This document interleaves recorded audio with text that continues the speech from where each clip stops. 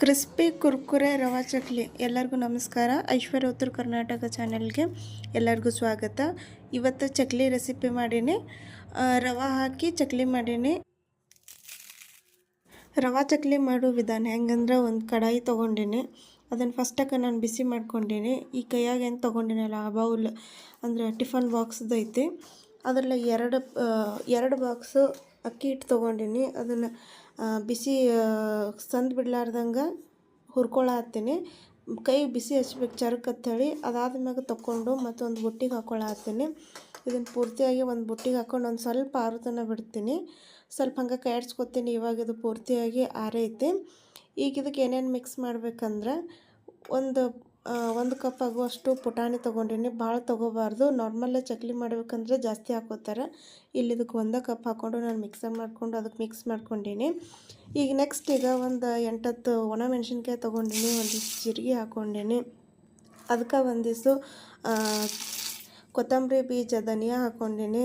ಆಮೇಲೆ ಒಂದು 5-6 ಎಸಳಷ್ಟು ಬೆಳ್ಳುಳ್ಳಿ ಹಾಕ್ಕೊಂಡು ಇದನ್ನು ಕೂಡ ಮಿಕ್ಸಿ ಮಾಡ್ಕೊಂಡು ನಾನು ಅದೇ ಬುಟ್ಟಿಗೆ ಅಕ್ಕಿ ಹಿಟ್ಟು ಮತ್ತು ಪುಟಾಣಿ ಹಿಟ್ಟು ಬುಟ್ಟಿಗೆ ಮಿಕ್ಸ್ ಮಾಡ್ಕೊಳತ್ತೀನಿ. ಈಗ ರುಚಿಗೆ ಎಷ್ಟು ಬೇಕೋ ಅಷ್ಟು ನಾವು ಉಪ್ಪು ಹಾಕ್ಕೊಳತ್ತೀನಿ. ಅದನ್ನು ಮಿಕ್ಸ್ ಮಾಡ್ಕೊಳತ್ತೀನಿ. ಮತ್ತೊಂದಿಷ್ಟು ಜೀರಿಗೆ ಹಾಕ್ಕೊಂಡೀನಿ.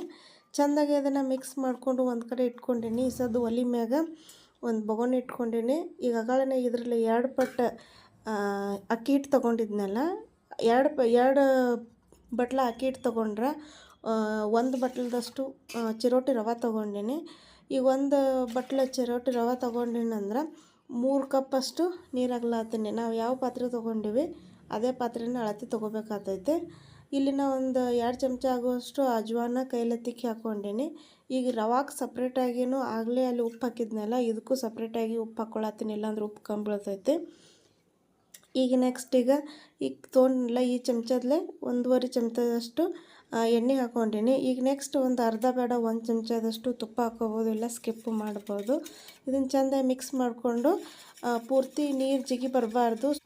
ಜಾಸ್ತಿ ಬಿಸಿ ಆಯ್ತಂದ್ರೆ ನೋಡಿ ಅವಾಗ ರವೆ ಹಾಕ್ಕೋಬೇಕು. ಯಾಕಂದ್ರೆ ಪೂರ್ತಿ ಸಣ್ಣ ರವೆ ಇರೋದ್ರಿಂದ ಗಂಟು ಆಗ್ತಾವೆ. ಆದಷ್ಟು ಸಂದು ಬಿಡ್ಲಾರ್ದಂಗೆ ಮಿಕ್ಸ್ ಮಾಡ್ಕೋಬೇಕು. ಇಲ್ಲ ನಾನು ಲೆಗ್ ಬಿಟ್ರೆ ತೊಗೊಂಡು ಮಿಕ್ಸ್ ಮಾಡ್ಕೊಳತ್ತೀನಿ. ಗಂಟಾಗಂಗಿಲ್ಲ, ಈಸಿಯಾಗಿ ಆಗ್ತದೆ ಅಂಥೇಳಿ ಸ್ಪೂನಿಂದನೂ ಕೂಡ ಮಾಡ್ಕೋಬೋದು. ಇಲ್ಲಿ ನೋಡ್ರಿ ಕುದಿಸ್ದಂಗೆ ರವೆ ರೆಡಿ ಆಗ್ಲಕ್ಕಂತು. ಪೂರ್ತಿ ಸಣ್ಣ ರವೆ ಐತಲ್ಲ, ಸ್ವಲ್ಪ ಜಲ್ದಿನೇ ಆಗ್ತೈತೆ, ಅಷ್ಟೊಂದೇನು ಲೇಟ್ ಆಗಂಗಿಲ್ಲ. ಇವಾಗ ಇದು ರೆಡಿ ಆಯಿತು. ಬಂದ್ ಮಾಡಿ ಒಂದು ಕಡೆ ತಣ್ಣಗಾಲಕ್ಕೆ ಇಟ್ಕೊಳತ್ತೀನಿ.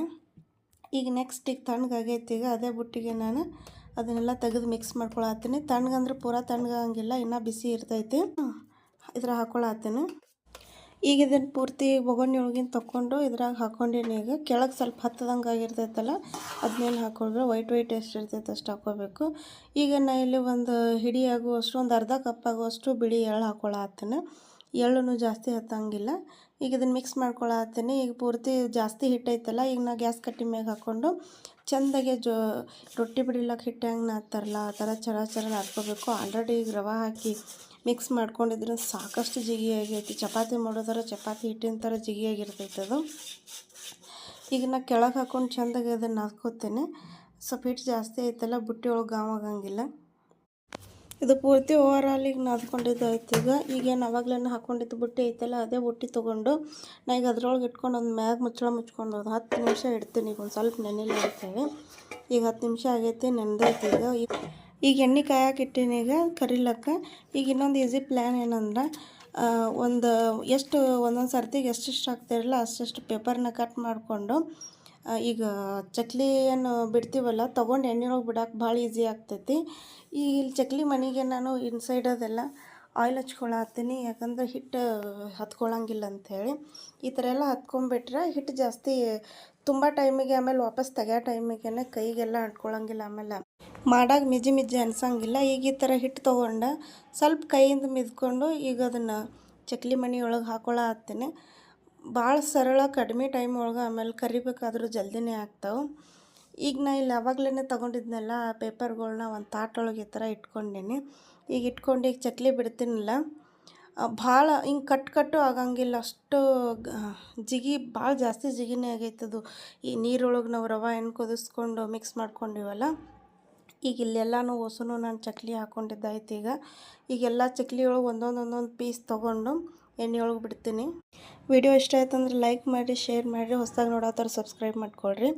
ಈಗ ಇಲ್ಲಿ ಫಸ್ಟಕ್ಕೆ ಎಣ್ಣೆ ಕಾಯ್ದೈತಿ ಇಲ್ಲತ್ತಾರೆ ಒಂದು ಸಣ್ಣದು ಗುಂಡ ತೊಗೊಂಡು ಹಾಕಿ ನೋಡ್ಕೊಂಡಿನಿ ಎಣ್ಣೆ ಕಾಯ್ದೈತಿ. ಈಗ ಪ್ರತಿಯೊಂದನ್ನು ನೋಡಿ ಥರ ಹಾಳೆ ಒಳಗೆ ಹಾಕೊಂಡ್ರೆ ಈಸಿಯಾಗಿ ಬರ್ತೈತಿ. ಇಲ್ಲ ತಾಟ್ ಮ್ಯಾಗ ಹಾಕೊಂಡು ತೆಗಿಯೋ ಟೈಮ್ ಒಳಗೆ ಮುರಿತಾವು. ಈ ಥರ ಹಾಳೆ ಒಳಗೆ ಈಸಿಯಾಗಿ ಒಂದು ಮೆಥಡ್ ಐತಿ. ಲಾಸ್ಟ್ ನಾನು ಹಳೆ ವಿಡಿಯೋದೊಳಗೆ ಅಕ್ಕಿ ಹಿಟ್ಟಿನ ಚಕ್ಲಿ ಒಳಗೂ ಇದೇ ಥರನೂ ಮಾಡೈತಿ.